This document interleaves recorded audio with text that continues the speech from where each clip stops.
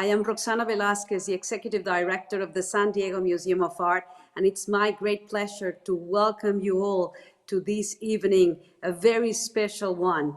This is our semi-annual Friend Lecture, and it's a conversation about the museum's remarkable and inspiring new exhibition, Masters of Photography, the Garner Collection.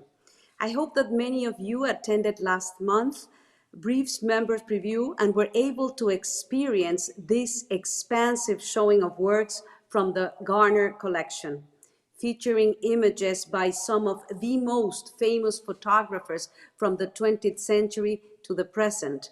Masters of Photography creates an opportunity to reflect on photography's role in history and society and to consider its future trajectory. The exhibition presents a revealing survey of some of the most important developments in the field of photography, featuring portraiture and self-portraiture, photojournalism, landscape and urban photography, and abstract and experimental works as well. We are also honored to feature one of CAM's own works among the highlights of this exhibition. Here at the San Diego Museum of Art, photography has become an increasingly important part of our permanent collection over the past decade. This is in large part due to the discerning eye of the Garners and other prominent collectors in our region who have assembled incredibly thoughtful collections. A very recent donation from the Garners of 156 works include Alfred Eisenstadt, Henri Cartier-Bresson, Bruce Davidson, Bernice Abbott, Mario Giacomelli, Walker Evans, John Milius, Bobley, just to mention some of these fabulous photographers. All of them feature in our current exhibition, including this most recent donation. The Garners have gifted us more than 500 works of art to our museum. This generosity and commitment to our museum has also been shown in numerous loans made for shows such as Mary Ellen Mark, the twins, currently on view, Gregory Crutzen, Dream House, and Arnold Newman, Masterclass. Through this partnership with the Garners, the museum has been able to greatly expand its collection and its capacity to exhibit and research many of the most important photographic artists.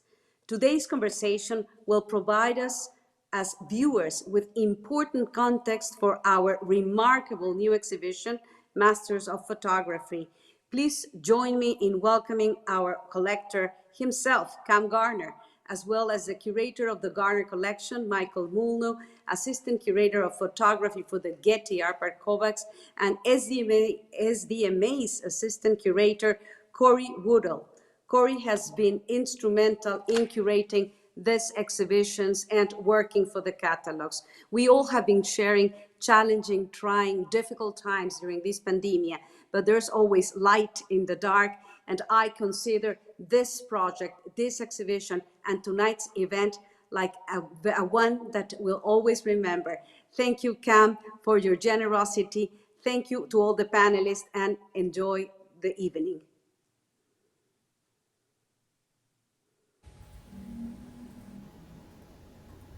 All right, well, hi. I'm happy to welcome our panelists. Each one of them played an essential role in the creation of this exhibition and its catalog. Roxana already said a few words about Mr. Garner and his contributions to the museum. The entire show, Masters of Photography, has been sourced from his collection. And she also mentioned Cam's a photographer himself, making minimalistic seascapes that we'll get a chance to look at later on. And Cam, I just want to thank you as well for your generosity sharing this great collection with us at the San Diego Museum of Art. We also have Michael Malmo, who is Cam's collection curator. He studied photography at Arizona State University and received an MFA in photography from the Massachusetts College of Art and Design. As a practicing photographer, Mike's recent work looks at residential architecture in San Diego and the surrounding area. His work is in several California museum collections and has recently been published in Nazreli Press's second series of One Picture Book. Mike helped us in viewing, recommending, and preparing works for inclusion in the exhibition. So thank you very much, Mike. And it was a pleasure. we have Arpad Kovacs from the Getty. He's assistant curator in the Department of Photographs, and he specializes in 20th century American and contemporary photography with an interest in time-based media. Arpy holds an MA in art history from York University in Toronto, and he contributed an essay to our catalog that gives a concise overview of the historical context of the many photographers in the show. I learned a lot from his contribution, and I'm sure we'll all learn something else from his insights tonight. So thank you to Arpy as well. Thanks for having me. Cam, I thought maybe we could start this panel just by briefly talking about how your collection was made and how this collaboration with our museum came to be.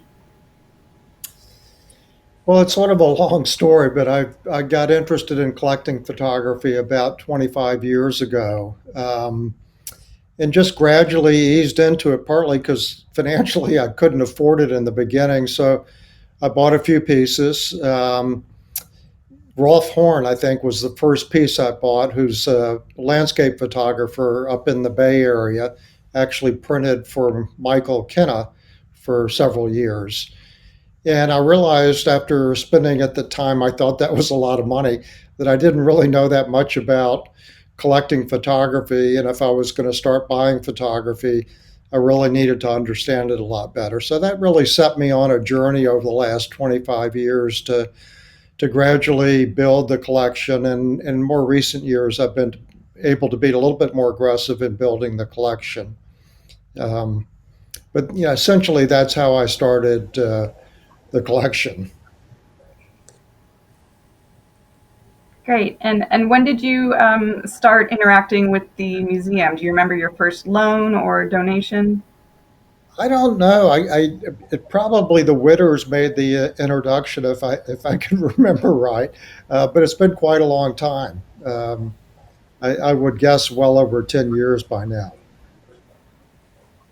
Great. Well, in my visits to your collection, it was immediately clear that there were ample opportunities to exhibit works from your collections in a number of ways. I believe this is the first time the Garner Collection has been featured exclusively in a museum. Is that correct? That is correct. And I have to say that it's a real honor to have the opportunity to do that. I think one of the most difficult things as a collector is that, you have the privilege to look at these images, but you don't have the privilege to share them very often. And that's why I've been very willing to loan out most of the works for any type of strong exhibit that makes sense. And Mike has been a tremendous asset in sort of managing that activity as well as the collection for me. Great. Well, maybe now we can go to our first slide with images. Cam, you've built an extremely broad collection, and you've mentioned that some photographers resonate more personally for you than others. I'd like to ask our panelists if you could share which photographers you feel most personally connected to and why. And maybe we'll start with Cam here. Well, for me, it's probably always been Harry Callahan, and I wish I had a good reason for it. But I think some of it is the strong graphic design, which appeals to me. He has a little bit of a minimalist tendency in some of his photography. I like the abstractions, and I think partly I resonate with sort of his history and background. He was very experimental about how he went about photography, and he was a pretty private individual. And I've had the opportunity to meet Barbara and Eleanor, Eleanor's wife and Barbara, the daughter, who were subject of many of his photographs. So there's a lot of different connections for me. And I mean, maybe some of it was that some of the early acquisitions that I made were the Callahan images. Great. I think, Arpy, you also mentioned that Callahan was one of your favorites.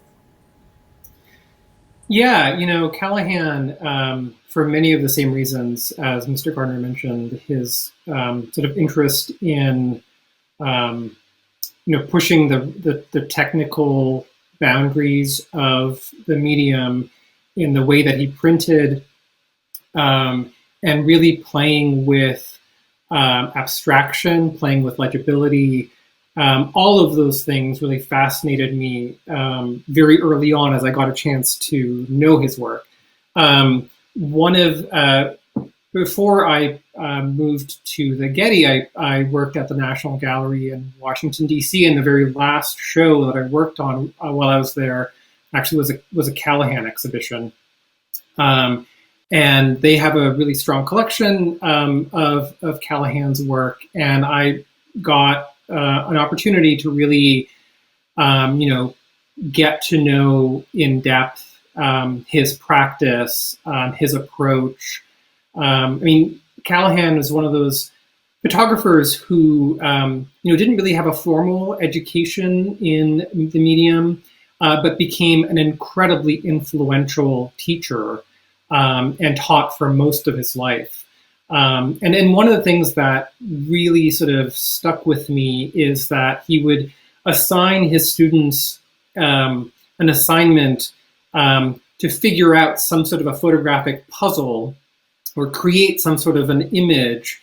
And then he would go out and do that assignment himself with the students. And I love that kind of approach, that you're always learning, and you're always sort of trying to, really figure out how to use the medium.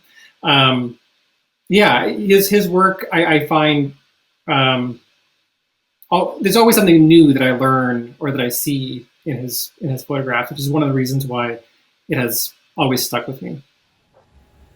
Yeah, there's so much diversity there, but he's often coming back to the same subject, his wife and his daughter. So that's really interesting to see the evolution over his entire career.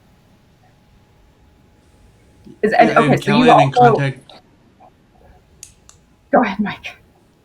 Sorry, I just wanted to interject and say, Callahan in the context of the collection, I think was the first way in which Cam began to collect in depth. I remember when I started there, the collection had moved from the walls to museum cases, and the majority of those museum cases were filled with Callahan photographs because of his investment and affinity for what Callahan did, for everything that was mentioned previous. And perhaps that laid the groundwork or a trajectory for the way Cam's collecting today. Photographers work in great depth. I will say, I do want to just add that when I saw the checklist of the show, I was so sort of pleasantly surprised and inspired to see both Callahan's work and Siskind's work included, Aaron Siskind, because they were teachers together. They often very different personalities. Callahan was a very quiet man. Siskind was a very brusque figure. But their pictures, and they're very different pictures, they make sense together. And it was so nice to see in the checklist, several pictures by both photographers. Yeah, and something I thought, maybe now is a good time to talk about it since it's all fresh in our minds, was the relationship between Callahan, Siskind, and Metzger. You can really see their work echoing amongst each other's. Is there anything you want to say about that? And maybe we can pull up some Siskind and some Metzger images also, so people watching can see that comparison.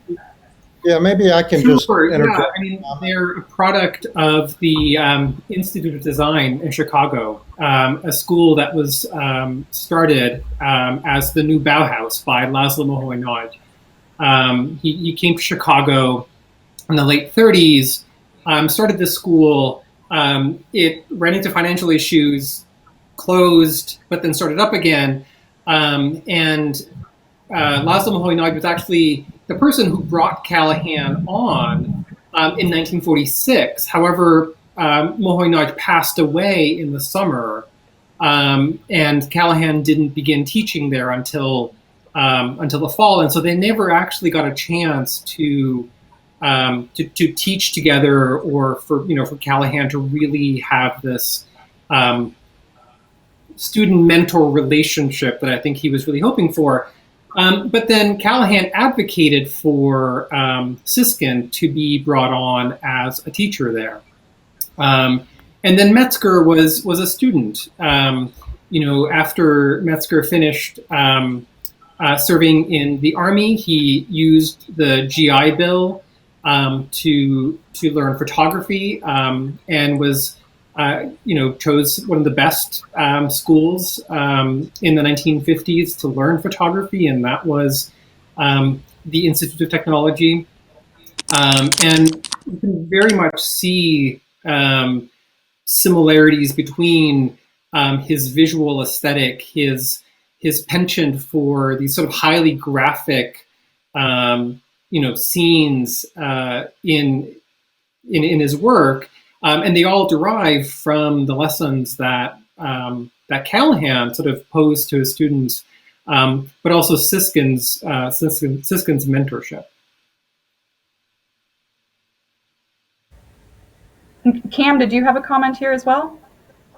Well, actually, I was going to pretty much say the same thing. And I think that's one of the things that why I really have in depth Callahan, Siskind, and Metzger, because of the common thread that runs between them all.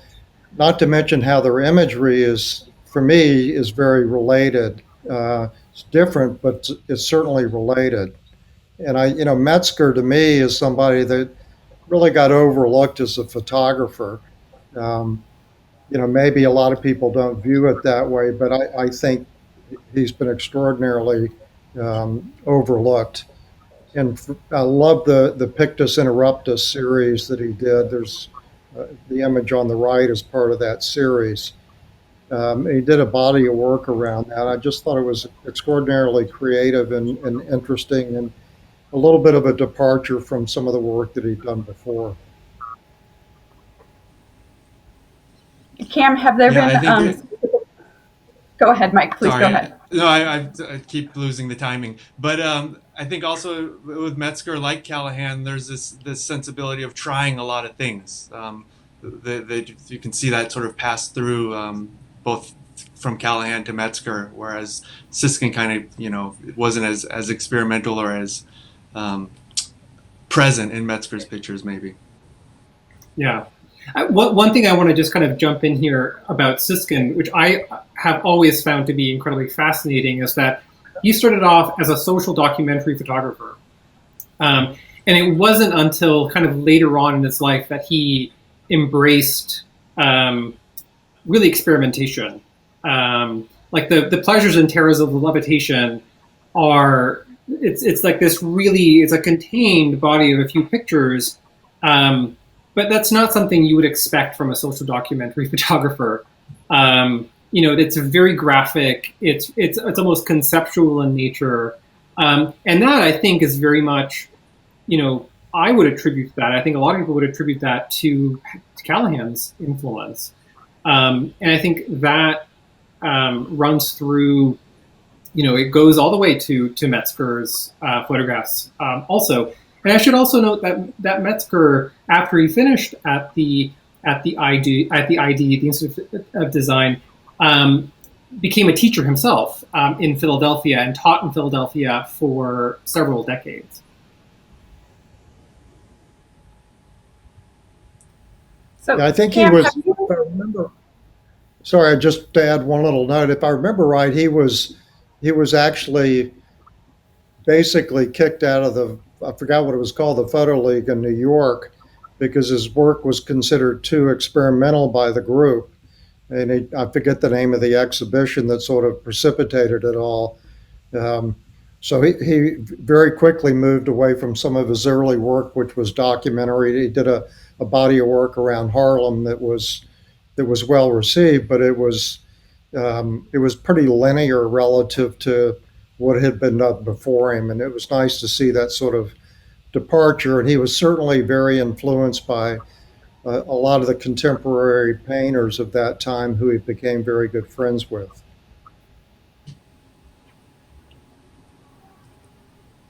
Yeah, All right. he has sort of an interesting connection with the sort of Abex School of New York that I think hasn't been explored as much as it probably should be.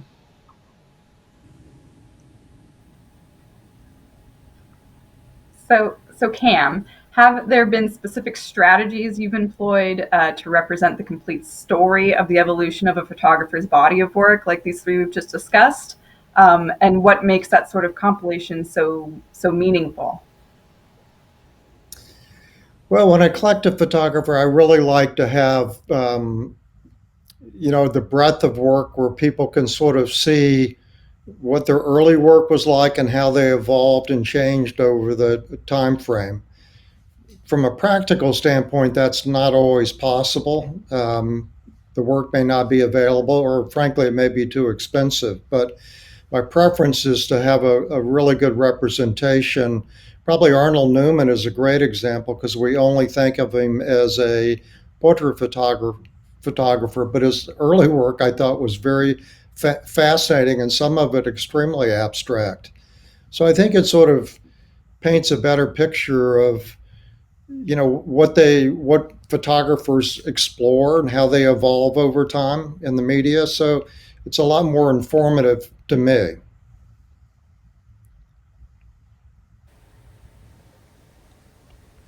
Great. So Mike, I think maybe you wanted to say a few words about Bernice Abbott, who's a really fascinating photographer, strongly represented in the exhibition. And we have a couple slides up also, I think. Yeah, when you pose the question of what particular photographer in the collection seems to resonate with you, Abbott's pictures, but also her working methodology of cataloging a particular urban landscape and its surrounding environments.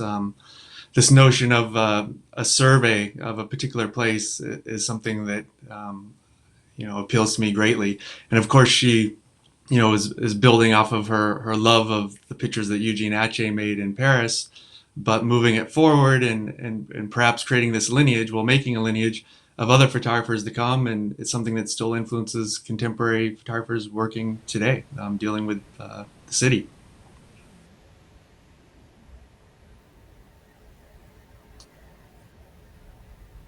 Great.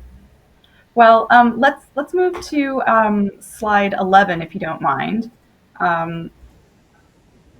So in developing the show, I encountered a few interesting surprises, including images of San Diego, like this Stris landscape on the right-hand side in La Mesa, and an image by Margaret Burke White of an aircraft carrier here in our harbor. On the next slide, there's that Dada-like assemblage by Arnold Newman, cut out. We typically know him as a portrait photographer. And, it was interesting to see just the large number of female photographers present in your holdings, including Bernice Abbott, Anne Brigman, Esther Bubley, Dorothea Lange, Mary Ellen Mark. So Cam and Mike, since you're, so closely familiar with this, what do you get surprised by in your collection, or what do you think are some of the unique things? Well, I'll defer to Mike first, and then I'll follow up. Yeah, I mean that there's so many wonderful objects in the collection. Of course there's different routes and lines that one could take, but an interesting aspect are the portraits of photographers that are represented in the collection or represented within the history of the medium. There's also fabulous holdings and portfolios. One of the objects that I love to look at is Lee Freelander's 15 photographs. And that again is sort of speaks to Cam's interest in not the single picture, but providing a picture, in context with other photographs by the same artist. And the portfolios as these collectible objects of themselves are wonderful things too. In particular, the Freelander one, it's great piece of photo history with the intro from Walker Evans. I mean, there's all these little treats once you start to open up the drawers. Yeah, I think for me it's hard to find the surprises because I've been living with them so long. But what I think what's great having it here at my ready access is the ability to revisit and remind myself of the diversity of what these photographers did. To me, it's extraordinary when you see their full body of work. And I probably appreciate it the most when I can go back and look at some early work and as they have evolved through their career and just sort of be surprised a little bit about the kind of evolution and path that they went through. Yeah, I think the other day we were looking at these wonderful little 2x3 and 4x5 inch Sid Grossman photographs of New York and Harlem that are just exceptional celebrations of people on the sidewalks. Yeah, and I think portfolios, I love portfolios when I can find them. It's really unfortunate that a lot of dealers will buy the portfolios and break them up, sell the individual prints because they can make more money that way. And that to me is the last thing I would ever consider because it's important, I think, to look at the work in the portfolio. And Struss's portfolio is absolutely beautiful. When you look at the way it was put together, it's a striking portfolio in my mind. Yeah, that sounds great. So, Mike and Cam, you're both practicing photographers yourself.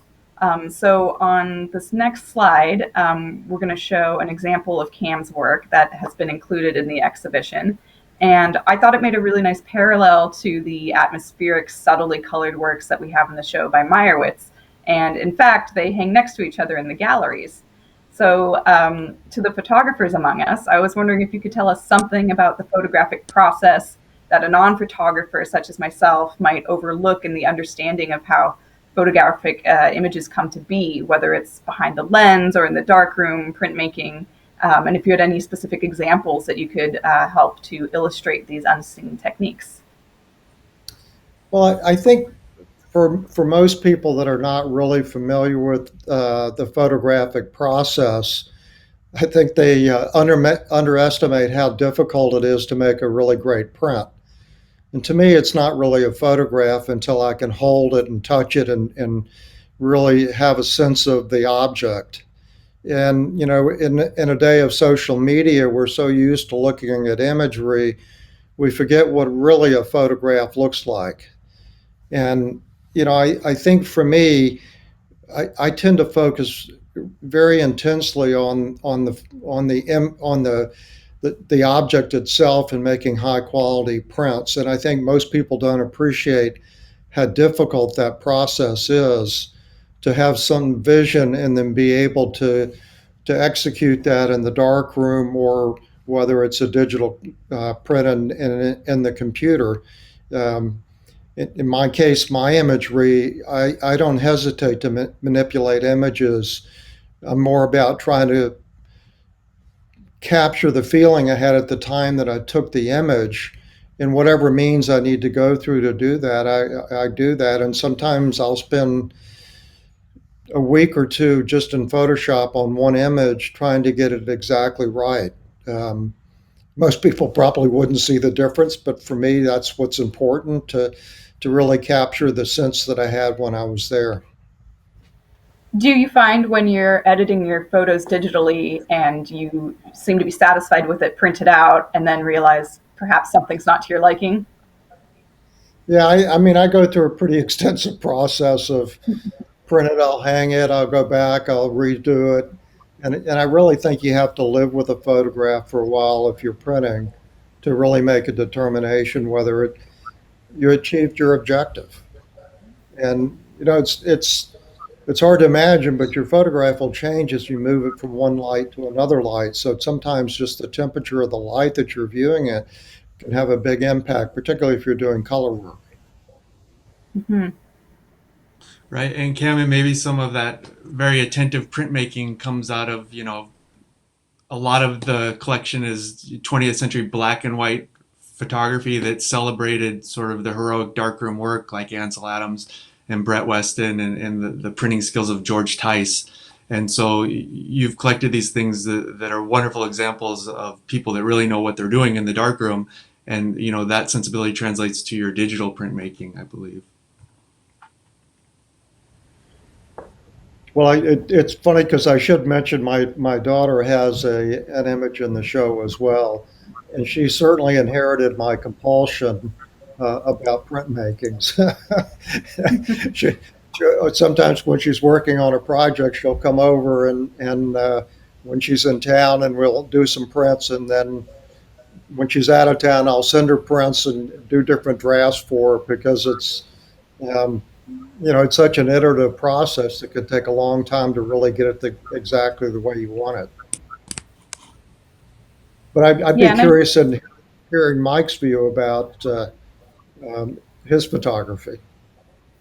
absolutely. I just wanted to pull up, this is a slide for later on, but since you were talking about Anna's work, I thought I'd just highlight that here on the right, we have Anna's picture that is in our exhibition right now. So if we could go to slide 14, please. Mike, I actually have a slide for you. Okay. And Oh, when I first saw your work, I was immediately reminded of Walker Evans. And perhaps not the best comparison in this, one of his later works that we were able to have in the exhibition, but his general approach to photographing architecture. So maybe you could speak a little bit about your influences and how we can better understand these images that are quite beautiful in their geometry and candor. yeah, so our processes are slightly different because I sort of take what I get. I use an 8x10 inch view camera and sort of make contact prints only. So what I see on the ground glass is what I have to accept when I make the resulting print. So, but getting back to your question of looking at photographs from the standpoint of a photographer, maybe there's things that photographers see that other viewers wouldn't see based on choices that photographers have to make, and looking at what's before them and thinking about how that will translate, as a two-dimensional piece of paper. Things that go into, dealing with photography's capabilities and limitations, and where you stand, how you employ the camera's frame, the type of lens you might use to flatten space or give it more volume. So there's all these subtleties that when looking at other people's pictures, as a photographer, you pick up on those things and sort of decide how that photographer solved the problem of making that picture. I do think when But you for me when I look through the collection, it's I learn a lot about composition, even though I may not consciously integrate it in my work. I begin to appreciate a sense of balance in photographs that I might not see otherwise if I didn't practice photography. So I think that's another way that it informs my own personal photography. Yeah, of course, that makes sense. All right, well, perhaps not all our viewers were able to see our one-day exclusive showing of the exhibition with the museum's temporary closure. But the sections of the exhibition were designed thematically and include works throughout the 20th century in a variety of media, including examples of color in each section. And I found it really interesting to think about the photographs thematically rather than strictly chronologically or by their art historical styles. And in doing so, I saw relationships between artists that hadn't necessarily jumped out at me before. One example would be Lewis Hine's Sadie Pfeiffer, which we have on slide 15, being paired with Mary Ellen Mark's Tiny. Sadie on the right being a child laborer, overworked and underpaid in dangerous conditions, and teenage Erin Blackwell, or Tiny as she was nicknamed, living on and off the streets under dangerous conditions and being sexually exploited. Both the images expose social injustices and help raise awareness about these serious issues, but that were overlooked at the time. And then in the second example on the next slide, looking at Jerry Uelsman's combination printing, a manual process that was before Photoshop that involves multiple negatives exposed to create one print, comparing this to Ruud van Empel's digital collages made with computers. And I think, Arpy, I'll ask you this time as an art historian. Do you have any commentary on these pairings? And have you yourself noticed any other interesting pairings on the checklist, whether they make parallels or pose contradictions to each other? That's an excellent question. I don't know if necessarily I've been thinking when I looked at the checklist and the way I've been kind of revisiting the checklist, I haven't really been thinking about pairings per se, but more of how various themes are enacted by different photographers. So, I mean, your this example by Muriel and Mark and Hein, I think is really sort of fantastic. Maybe the one I want to mention a little bit is the way that nature and landscape and ecology, or the ideas surrounding ecology, are borne out in the collection. I mean, you have people like Annie Brigman and Ansel Adams, who are then, in the same collection as with the Park Harrisons, for example. Both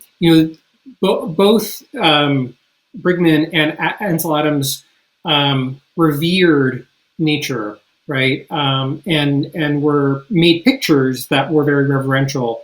And the Park Harrisons' approach to sort of our deteriorating ecology is a very different way of thinking about our sort of landscape.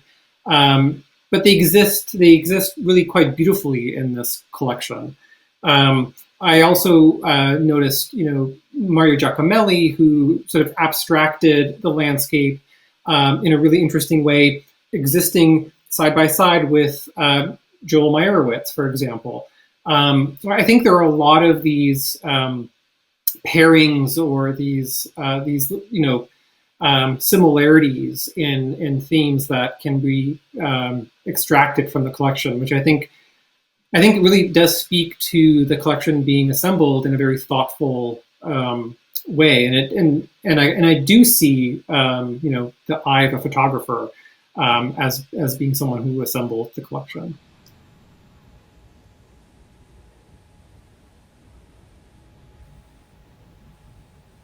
Do you have any comments, Cam or Mike? Well, it's funny when I have to admit, as I assemble the collection, I wish I could say I was more intellectual about it, but it's pretty instinctive to me. Something either resonates or it doesn't resonate with me, and sometimes I don't know until afterwards why that is. So I just often tend to follow my instincts, and it's not a very intellectual process at the end of the day. I wish I could articulate something that sounded more profound than that, but I think it's just following my gut. Yeah, and that after the fact, once the pictures get to the collection, then you start to see all these connections that are happening. But for where I come from, looking at the individual photographers in their own boxes or their own flat files, seeing them then paired with other pictures in the catalog, I mean, these wonderful juxtapositions start to happen not only with content, but these formal elements that sort of awaken a picture that you don't necessarily notice until it was next to the one that you chose to sequence it with. Mm-hmm. All right. Well, another question. Arpy, you wrote a great essay that puts the photographers of this exhibition into historical context. You shared some details about photographers' lives and their further contributions to the field. But you also touched on the duality of photography, having a role in both science and art. Could you speak a little bit more about this? I have a slide, something perhaps to spark a conversation, showing a work by Bernice Abbott in the Garner Collection, I believe, correct me if I'm wrong, this Bernice Abbott, that quite literally is a representation of the intersection of photography and science. And then on the right, a Metzger, just to illustrate the kind of technical experiments that photography offers. So, Arpy, did you want to maybe say something? Sure. Yeah. In fact, I was just having a conversation recently about Bernice Abbott's, for the lack of a better term, science pictures. I think they actually illustrated a physics um, book. I don't know if it was a textbook per se, but in the 1960s, and so this duality that you mentioned that I sort of talked a little bit about in the essay is really what has drawn me to photography. And it's the only art form, the only medium that simultaneously sort of carries the burden of truth and relishes in the freedom of fiction, right? And it's that sort of that's what I think is really sort of particularly interesting. Photographs can serve as evidence, which can help make changes in the struggle for social and racial justice. When you think about the photographs of, from the Great Depression and the impact sort of that had in educating the general public, or Margaret Bourke-White's picture from Buchenwald concentration camp, and the power of that in communicating something so horrific. And I think at the same time, you get photographers or artists who use photography as a tool for purely creative expression, right? I mean, Vic Muniz, for example, and Gregory Crutzen are sort of two great examples in the collection.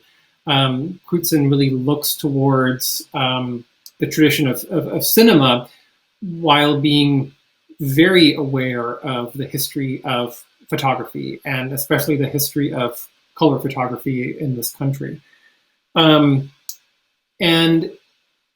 I'm also, I say all this with an awareness that photography and the role that photography has played in sort of society outside of the museum world, but also certainly within museums, has changed dramatically over the last several decades, and I'm sure will continue to change. When you think of photographs by, Timothy O'Sullivan, for example, and the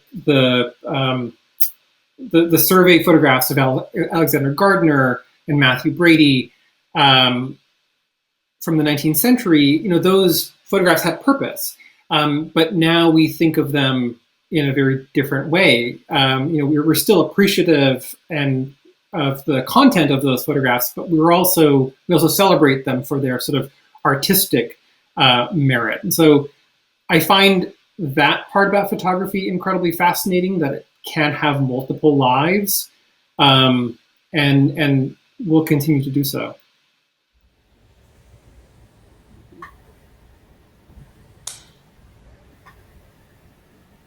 Great. Well, there's many works in the show that fall under an umbrella category of documentary photographs, aiming to faithfully depict things just as they are. But of course, it can be argued that no photograph is entirely objective, that every photograph taken comes with its own certain degree of interpretation of the subject, and images take on different meanings when paired with their published captions or titles, photojournalism. So I'd like to ask our panel, what are some ways photographers inject their personal opinions or interests in these seemingly straightforward pictures, and what is it that indicates these as art? And I do have a slide coming up here, just a second, should have some examples maybe to get us thinking.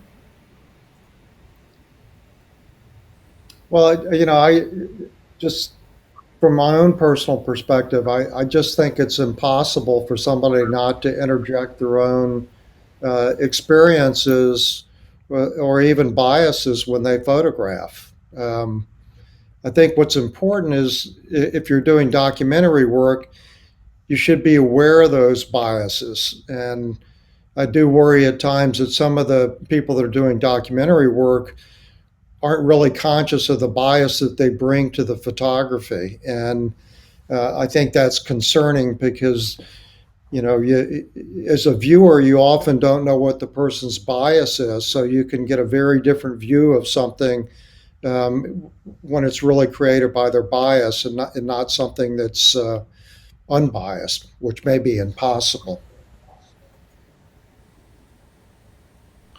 Right, true. And in some cases with the photographers having a certain level of connection or earned intimacy to the subjects that they're photographing influences the type of pictures that are being made as well. That they have a certain outcome in mind. Yeah, I think to that I would add that photography has always had sort of a shaky relationship to objectivity and truth. That's not a sort of 20th century or contemporary notion. That goes back to William Henry Fox Talbot, that goes back to Louis Daguerre. And I think a lot of those conversations were happening certainly in the mid and late 19th century. I think, of course, they get heightened at certain times, right? And one of the things that I tend to think about when it comes to photojournalism, for example, or this idea of photography and objective truth is, well, what are we not seeing in the frame? What lies just outside of the frame? That in itself informs and can communicate something about the photographer's inherent biases. And I think, like Mr. Garner said, sometimes photographers are just unaware of those biases, but they become visible to viewers. And that can sometimes yield an interesting conversation. So I always sort of tell people, look at every photograph twice. Look at every photograph with sort of a grain of salt. Interrogate every picture, because nothing is sort of as clear cut as it appears, even if it's a quote unquote objective document of a scene. It's just, I think, part of visual literacy that I think a lot of students, as they're sort of learning in school, maybe miss. And so it's helpful to be reminded.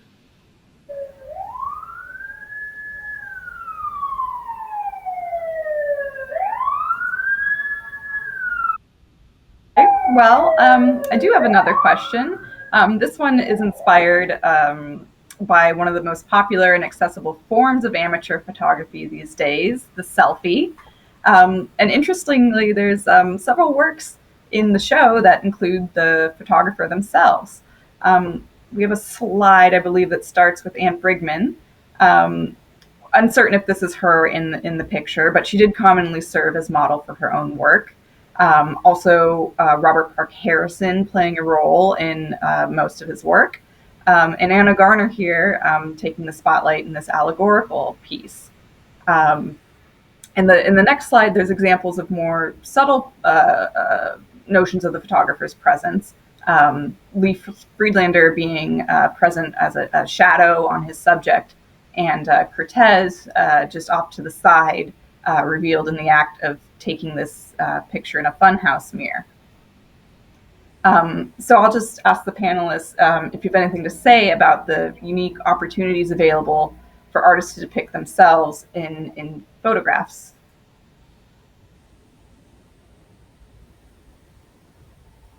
So I often wonder, what is the difference between a selfie and a self-portrait? And maybe this is a semantic issue, but I'm in the camp. I'm a firm believer that this idea of a selfie is a digital construction, that it really,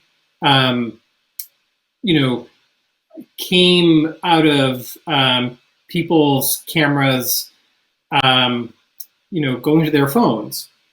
That prior to that ease of taking a photograph, if one would turn their camera on themselves, it was a self-portrait, not a selfie. I think for me, the idea of the selfie is very colloquial. It's very much about something that is almost disposable. And I would argue, and maybe this is not a popular opinion, that the photographs that are in Mr. Garner's collection that include an image of the artist, I think those artists would consider them to be self-portraits rather than what we would understand as being a selfie. But I'm open to being convinced otherwise. No, I agree with you. There's definitely a big difference. I think it speaks to the longevity and the intent of the image. I'm sorry, Mike, say that again. Oh, I was saying it comes to the intent of the image and the longevity that it's going to have, and why it was made.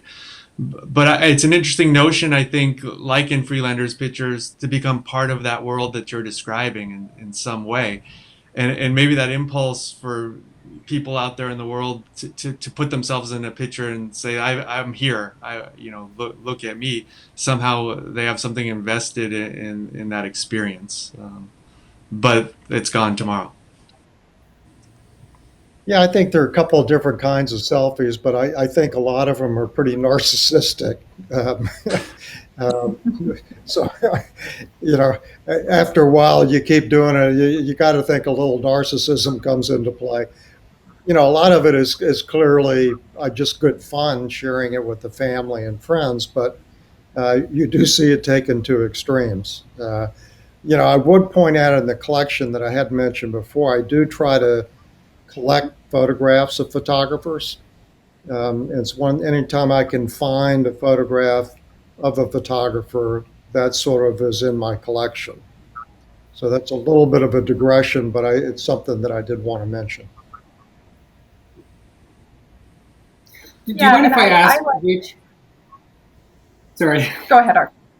Please go ahead. What was the first photograph of a photographer that you bought? Oh, wow. Like, I'm curious to know what started this, sort of niche aspect of your collecting. It's a good. My knee-jerk reaction is Arnold Newman, because he photographed so many artists. But I'm trying to remember if I had something that predated the Newmans. I can certainly say that after collecting some of the Newmans of photographers, because we had an opportunity to choose a bunch of images, and I had the opportunity to just sort of choose the photos of photographers. Nobody else seemed to be particularly interested in that, and that probably made me more aware that was an interesting area to try to focus on. I can tell you the most recent one. The most recent one that was acquired was a picture by Max Yavno of Aaron Siskind photographing. Yeah.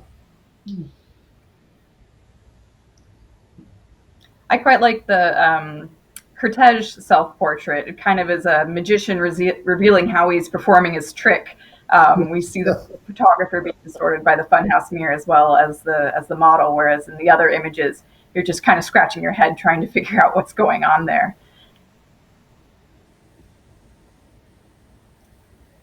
Well, I think we're going to start wrapping up. Roxana, I just wanted to mention that in the last decade, I've witnessed the museum's collection of photographs grow significantly, especially in the areas of photojournalism, vintage images of Mexico. We're growing our own collection of artist portraits. And so, Roxana, just could you share your goals for the museum when it comes to photography and what successes you counted during your time here in the last 10 years? Yes, of course. And before sharing my own goals, let me just make some comments of all what I have been listening from all of you. I think that the richness, the that we are absorbing through this panel is very noticeable. So I want to thank you all for participating again. So many subjects can rise just from this 1 hour panel. And you've spoken about portraiture and selfies, and I'm very interested by that difference. And of course, you mentioned narcissism, that we have to remember that the origins of portraiture starts with narcissism or an idea of transcendence. Everybody, like from the Egyptians, the Fayum portraits, to today's world, wanted to transcend the moment. So there's, yes, a piece of narcissism. I hope everybody was like in the Egyptian times, but yes, that's one aspect. But also you spoke about things like surprises. What surprises you got from your own collection? And let me just add from the time that I met you, and yes, the Withers were the ones that introduced us, at least me to you, like 10 years ago, a decade ago. I went to your house, and the first time I saw the way you collect, the way you assemble, whether it's rational or intuitive, because I believe we all have both sides. We cannot distinguish intellectually without the moving or the emotional piece. So I think intuition is very, very valuable for me. Sometimes we get too rational, too cold, but this intuition that you describe, I think it is absolutely connected with artists, and I'm sure everybody will agree with me. But I was surprised to see the way you collect, the way you assemble, the order, and almost scaring perfectionism of that archiving processes. So for me, it was a surprise. And I do hope that you were surprised the last weeks or the 2 weeks ago when we had that brief opening, when you saw your own collection in those galleries. Because I think that's the moment, the aha moment, when you are able to contemplate your own assemblage collection, even though you know it perfectly well, but to see it in that, on that space, and playing in that different harmonious way. So that's regarding surprises. And regarding the mentioning that you made about balance, that you learn and obtain balance and harmony through your photos, I think that is something so needed today, so needed. And when I was contemplating many of the photos, whether it's Gallagher or your own photos, I see that beauty of that minimalistic aspect that we all need. I think in these days of so many noise, if you will, if I can use the word noise, which opposes music, I am delighted to see that kind of good taste, if I may say that. And so many things that I enjoy. Thank you so much for your knowledge. I love to let the knowledgeable ones speak. I'm just giving comments from an outsider. But yes, Cory, from the museum's perspective, from the management, we are committed deeply to photography. The museum has augmented its collection, and this is one of the most joyful moments, if you will, because our growth has come through the love or the passion of the community of collectors. The collectors have been donating and helping us grow. So of course it is our responsibility to do a great job. I thank you, Cory, for taking over in the museum world, but I am committing right now that there will not be a year that we won't have the presence of photography in a permanent display. I think we have witnessed, as you say, in the last decade, these numbers, more than 3,000 photos have been increased, our collection, probably more, but also the relevance of all the subject matters that we could learn from that, whether it's history of photographers, as we said, or different aspects. But I just want to express again all my gratitude to Cam, to Wanda, and to Anna, now that I met her, because you will help us in doing so. And thank you to the curators and the experts of photography, because I cannot see a museum without the photography presence. It's a contradiction in terms for me. Well, if I could just take the opportunity to thank SDMA, you're right. It was hit me very differently to see all the many of the works hung thematically and see them at one time, because I'm so used to sort of getting glimpses of the collection. But to have it exhibited that way was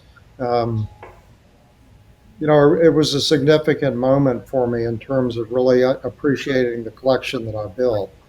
And I certainly want to thank Cory. Cory, I thought you did an exceptionally creative job trying to figure out how to thematically put the exhibition together, and just very appreciative of all the time that you spent doing this. And obviously, Mike, your work in sort of keeping everything ordered, which if it were left to me, it would be pure chaos. So thank you for all your work on my behalf. And I should have mentioned that Mike often helps me review images and think about images that I collect. So some of his personality is actually injected into the collection as well. Oh, that's nice to say.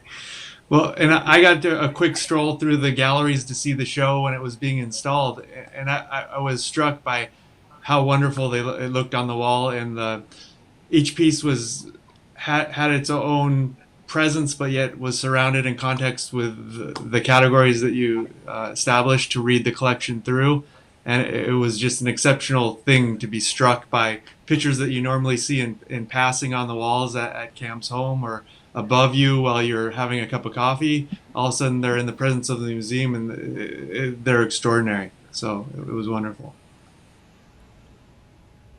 Well, thank you. It was a pleasure for me to put the exhibition together as well. I learned so much and have a much deeper appreciation for a lot of these photographers.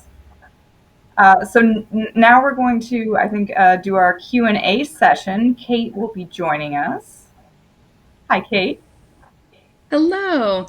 Hi, everyone. Thank you so much to all of our panelists for a really wonderful discussion. It was really lovely to listen in, and we have quite a number of audience questions.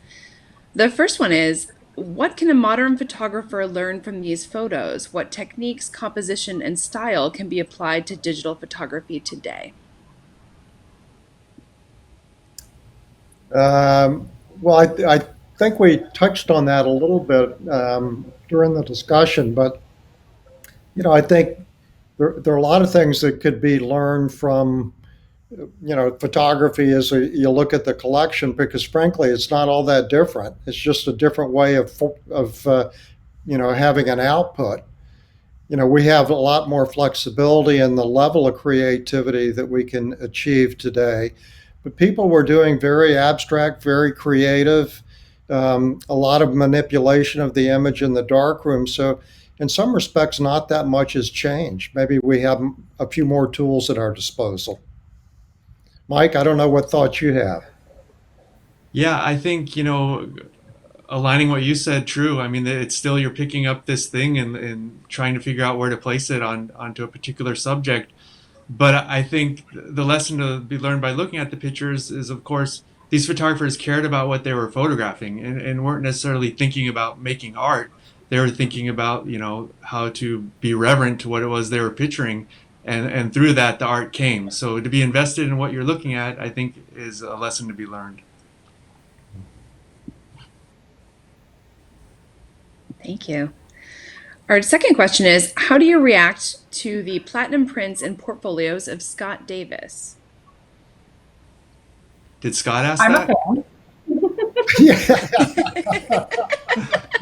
Scott did not ask that personally, no. Personally, I do like his work, but I don't typically collect contemporary photographers. It's just not. There's so many opportunities to collect. You have to sort of confine yourself some way. So I am familiar with the work. I like the work, but I'm really not in a position to comment on it. Yeah, I'm a fan of his work. And in fact, the museum did a very small exhibition of his work a few years back. And we have a work of his in the collection as well. So definitely an important Southern California photographer for us, and the interest is there for the museum, definitely. And I'll just jump in and say I echo that at the Getty, we have a work by him in the collection. And in fact, I included that work in a show I did earlier this year that was on view for maybe like a month before we all closed, on the history of platinum palladium printing. And I should also just disclose that I was in conversation with him yesterday yeah, digitally, and I'm a big fan of his work. Thank you. I like it too. Our next question is, how many non-white photographers of color are included in the exhibition? Manuel Alvarez Bravo is a Mexican photographer in the exhibition, as well as Flor Garduño. Those are the two that come to mind. Mike, perhaps you know in the collection Well, some notable. and the two that you mentioned, interesting conversation went between teacher and student, Callahan, Siskind, Metzger. There's the relationship there between Bravo and Garduño as well.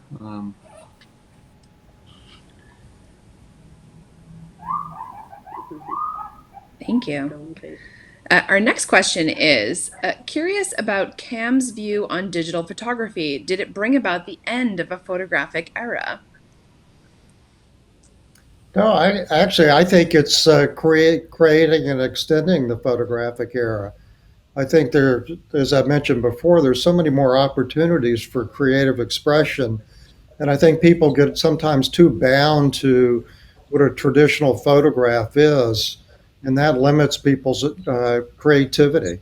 So my view is, some photography being incorporated into some multimedia piece of art is great.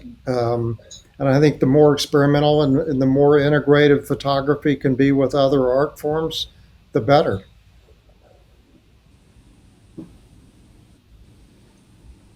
Does anyone else have thoughts they'd like to share on that subject? Oh, I can jump in to just say that I don't know if there's ever really been a photographic era. The history of photography is all about moving from one invention to the next, whether that's, from the daguerreotype to the salt print to the albumin print to the platinum print to the Kodachrome to gelatin silver print to digital. It's never been so fixed. And I think there's so much opportunity and so much potential in digital photography that, excluding it or thinking of it as something lesser is a failure of imagination, in my opinion. Right, and photographs existing as ink on paper is not a new thing.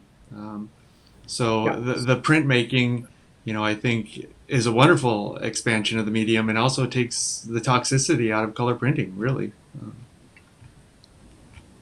And it increases the accessibility. More and more people are able to do photography with the digital format, or finding an interest, even if it's just from their phones, and maybe seeing what else they can do with it, kind of in the way that the miniature cameras, the 35 millimeter films and everything, opened new doorways for photography earlier. So yeah, it's just constantly evolving.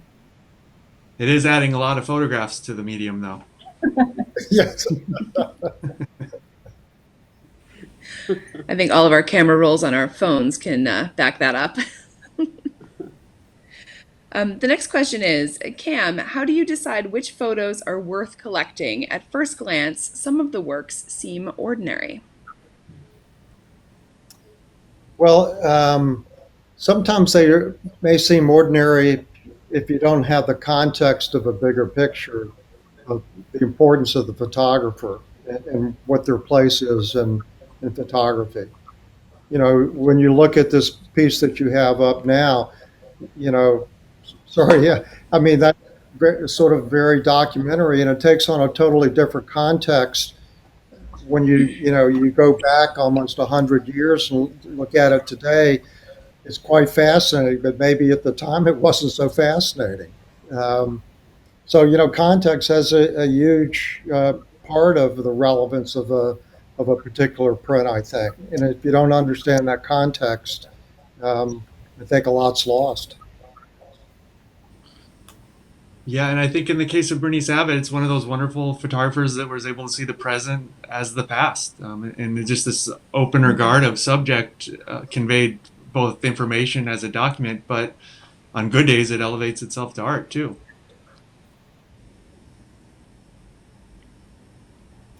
Yeah, and I think I have a maybe follow-up if we could question. slide 26, I think, where we have Lang and Rothstein. Um, images of the Depression, of the Dust Bowl, now seem to resonate with us with a different sort of freshness, because our own world and country is starting to experience some of these things, and so having that artist's eye to capture emotion, rather than just the data, just the facts, I think is really important as well.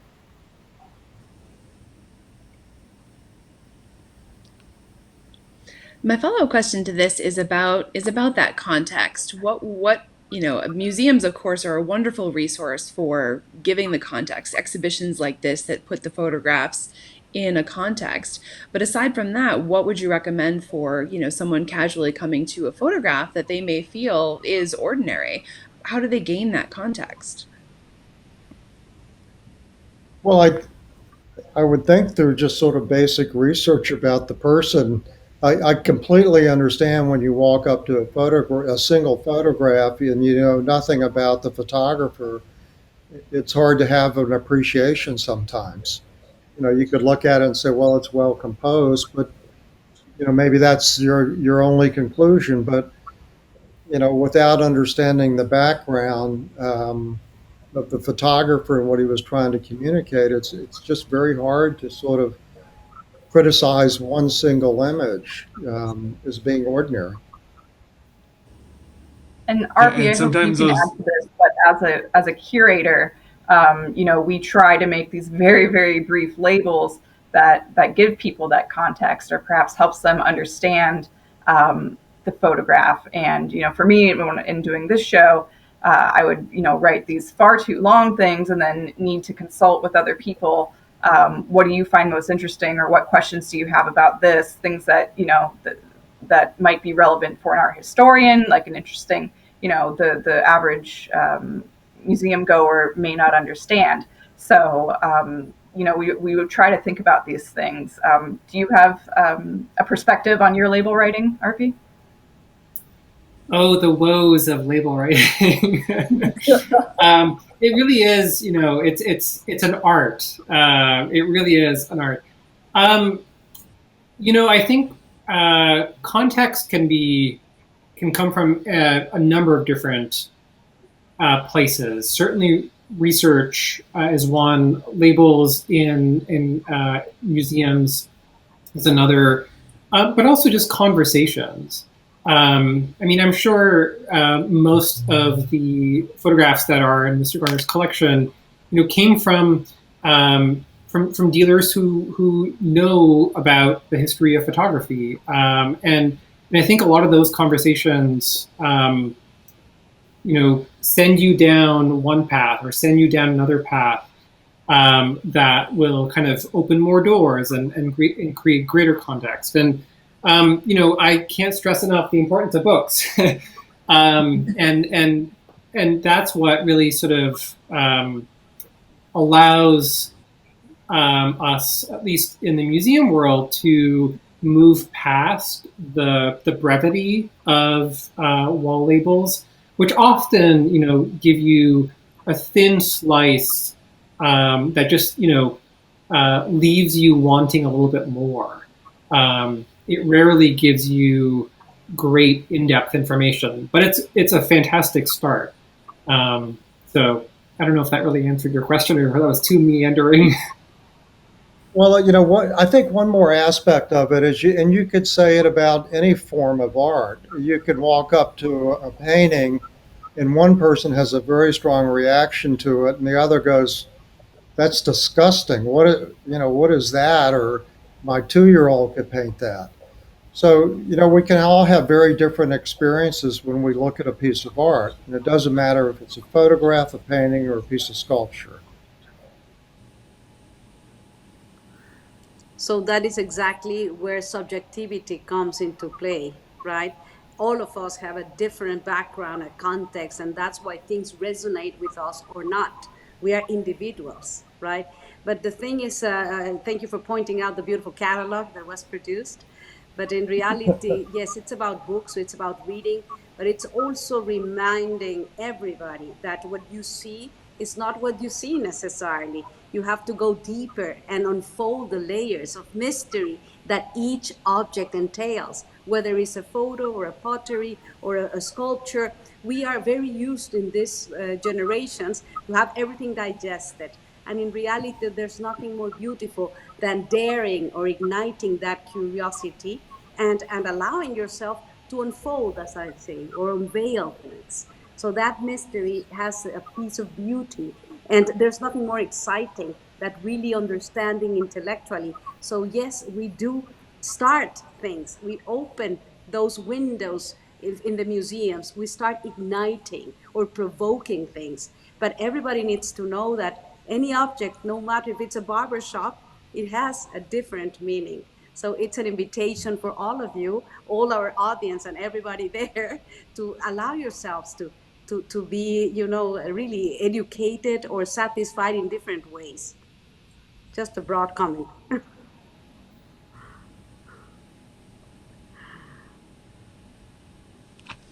Love it. We have one last audience question. And this is, were the photos framed especially for the exhibition? I walked through the exhibit 9 minutes before the shutdown and noticed all the frames matched. Yeah, we That's did too. We intentionally had them all try to be as similar as possible. Just the plain black. And some of Cam's work came to us already framed, and he had a similar aesthetic. So we were just keeping that all together.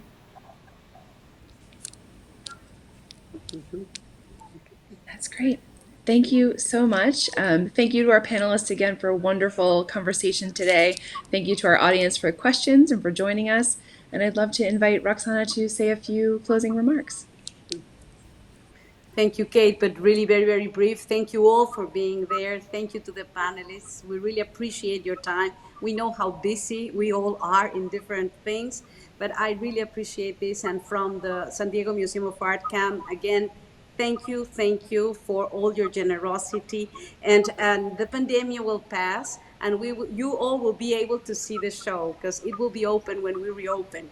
So thank you again, and nothing else from the moment. Cory, all our gratitude for your efforts, Anita and the team.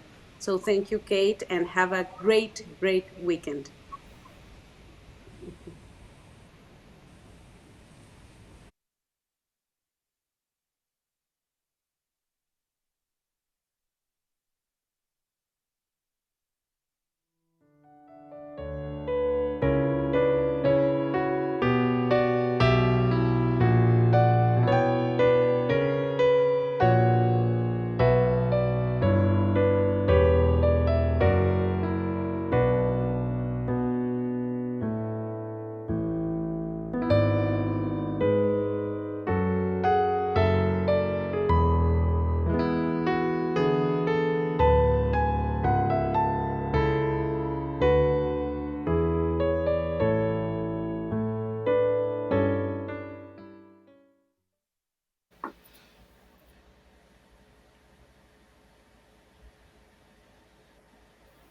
All right, so we're off the air now.